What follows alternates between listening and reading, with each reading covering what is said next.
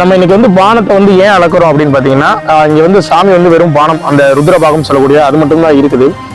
இங்கே கீழே இருக்கக்கூடிய அந்த பேசன் சொல்லக்கூடிய ஆவுடை வந்து இல்லாமல் இருக்குது. அந்த ஆவுடை வந்து நம்ம தயார் பண்ணணும் அப்படின்னா இதுக்குண்டான அளவுகள் வந்து நம்ம கொடுத்தா மட்டும்தான் அவங்க வந்து நமக்கு வந்து ஆவுடை வந்து அடிச்சு வந்து நமக்கு வரும். இல்லைன்னா வந்து ஆவுடை சரியா வராது. ஏன்னா அளவுகள் மாறிடுச்சுன்னா அந்த உள்ள வந்து நம்ம வந்து இன்செர்ட் பண்ணும்போது ஆவுடை வந்து உள்ள வந்து சரியா வந்து உள்ள வந்து பொருந்தாது.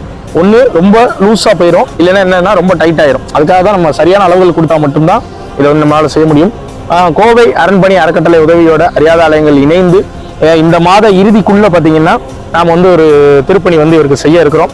அதனால திருப்பணிக்கு உதவி பண்ணணும் அப்படின்னு நீங்க நினைச்சீங்கன்னா ஸ்கிரீன்ல தெரியுற நம்பருக்கு உங்க உதவிகளை பண்ணுங்க.